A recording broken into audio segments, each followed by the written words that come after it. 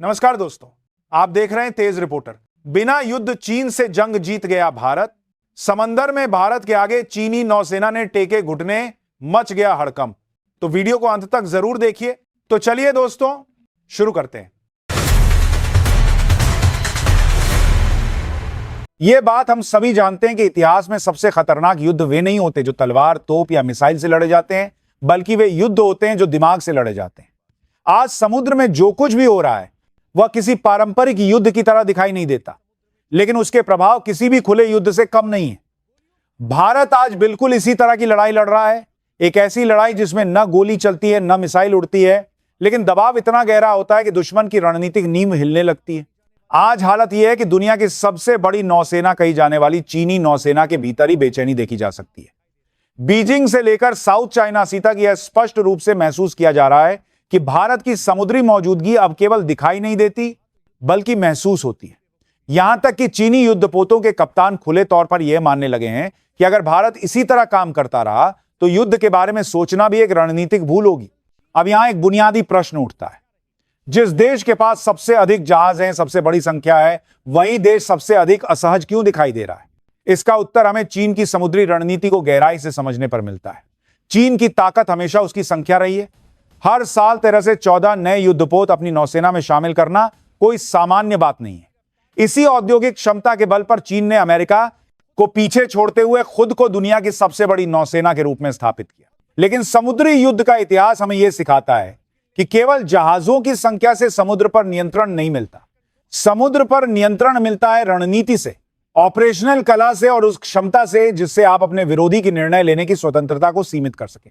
यहीं पर भारत ने चीन न को उसी की भाषा में, लेकिन उससे कहीं अधिक परिपक्व तरीके से चुनौती दी। चीन की एक पुरानी रणनीतिक आदत रही है कि वह कभी भी सीधे युद्ध में नहीं उतरता। वह हमेशा बीच का रास्ता चुनता है, न पूरी शांति, न खुला युद्ध। कभी कोस्ट गार्ड भेजे जाते हैं, कभी मछुआरों की आड़ में समुद्री मिलिशिया तैनात की जाती है, कभी ऐसे जहाज भेजे जाते हैं जिन पर हथियार तो होते हैं लेकिन उन्हें सिविलियन घोषित कर दिया जाता है। चीन जानबूझकर ऐसी स्थिति बनाता है जहां सामने वाला न तो हमला कर सकता है और न ही पीछे हट सकता है। इसी स्थिति को रणनीतिक भाषा में ग्रे जोन कहा जाता है। भारत ने इस रणनीति को वर्षों तक देखा, समझा और विश्लेषण किया, और फिर वही किया जो एक परिपक्व और आत्मविश्वासी रणनीतिक शक्ति करती है। भारत ने तलवार नहीं उठाई, भारत ने दिमाग उठाया। भारत ने चीन की ग्रे जोन रणनीति के जवाब में ग्रे जोन काउंटर को चुना। इसका अर्थ है न युद्ध न शांति, लेकिन ऐसा दबाव कि दुश्मन खुद पीछे हटने को मजबूर हो जाए। इस रणनीति में न गोली चलती है, न मिसाइल दागी जाती है, लेकिन दुश्मन की नींद उड़ जाती है। भारत ने अपनी नौसेना, कोस्ट गार्ड और वायुसेना को एक ही कमांड चेन में जोड़ दिया। इसका अर्थ यह है कि अब अलग अलग एजेंसियां अलग अलग नहीं सोचती। निर्णय, सूचना और प्रतिक्रिया तीनों एक ही रणनीतिक दिमाग से संचालित होते हैं। नतीजा यह हुआ कि जब भी चीनी युद्धपोत विवादित क्षेत्रों में घुसने की कोशिश करते हैं, उन्हें हर दिशा से दबाव महसूस होने लगता है।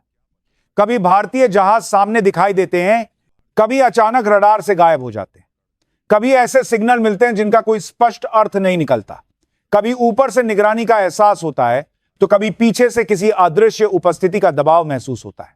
यही इस रणनीति की सबसे खतरनाक विशेषता है। दुश्मन को यह समझ ही नहीं आता कि असली खतरा कहां से। जब किसी विरोधी को यह पता ना हो कि हमला होगा भी या नहीं, और अगर होगा तो कहां से होगा, उसी क्षण उसकी रणनीतिक बढ़त समाप्त हो जाती है। ग्रे जोन काउंटर में भारत हमला नहीं करता, लेकिन दुश्मन की ऑपरेशनल आजादी को पूरी तरह सीमित कर देता है। जहाज समुद्र में मौजूद रहते हैं लेकिन प्रभावी ढंग से काम नहीं कर पाते।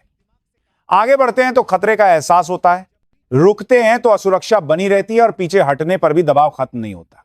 यही कारण है कि चीनी नौसेना के भीतर अब यह गंभीर चर्चा का विषय बन चुका है कि भारत के सामने उनके बड़े और आधुनिक युद्धपोत भी रणनीतिक रूप से असहाय महसूस करने लगे हैं।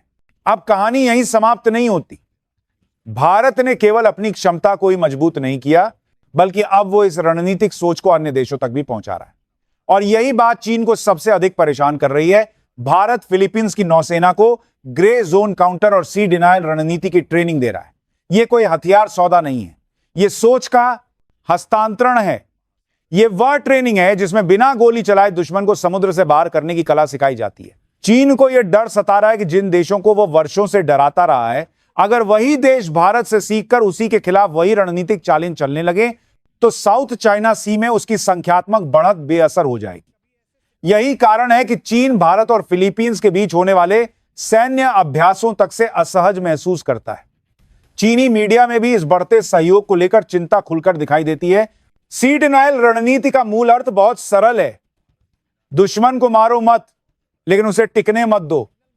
हमला मत करो, लेकिन ऐसा माहौल बना दो कि दुश्मन खुद यह माने कि यहां रहना सुरक्षित नहीं है। समुद्र में अनिश्चितता सबसे बड़ा हथियार होती है और भारत ने इसी अनिश्चितता को अपनी सबसे बड़ी ताकत बना लिया है। चीन के पास संख्या है, लेकिन भारत के पास नियंत्रण छीनने की कला है। भारत जानता है कि कब दिखाई देना है, कब अदृश्य होना है, कब भ्रम पैदा करना है और कब दबाव बनाना है। यही कारण है कि आज बिना युद्ध, बिना गोली और बिना मिसाइल भारत ने चीन की समुद्री रणनीति की रीढ़ तोड़ दी है। आज चीन की सबसे बड़ी समस्या यह है कि वह इस रणनीति का कोई सीधा और साफ जवाब नहीं खोज पा रहा है। सीधा हमला उसे आक्रामक बना देगा, पीछे हटना उसकी कमजोरी उजागर कर देगा और बीच में अटके रहना भारत के ग्रे जोन काउंटर को और अधिक प्रभावी बना देता है। यही वह स्थिति है जिसे चीन सबसे अधिक नापसंद करता है। दुनिया भी अब इस बदलाव को गंभीरता से नोटिस कर रही है। पहले भारत को केवल एक रक्षात्मक शक्ति माना जाता था, आज भारत को एक स्मार्ट पावर के रूप में देखा जा रहा है। ऐसी शक्ति जो बिना शोर किए, बिना धमकी दिए और बिना हथियार दिखाए अपना प्रभाव छोड़ देती है। युद्ध का स्वरूप बदल चुका है। आज ताकत वह नहीं है जो दिखाई दे, ताकत वह है जो दुश्मन को सोचने पर मजबूर कर दे। और भारत ने चीन को सोचने पर मजबूर कर दिया है, हर कदम से पहले, हर निर्णय से पहले। यही मानसिक दबाव किसी भी मिसाइल से अधिक खतरनाक होता है। भारत ने यह सिद्ध कर दिया है कि असली युद्ध दिमाग से लड़ा जाता है और जो युद्ध दिमाग से जीता जाए वो इतिहास की दिशा बदल देता है। अब प्रश्न आपसे है, क्या यही भविष्य का युद्ध है या यह केवल शुरुआत है? जय हिंद,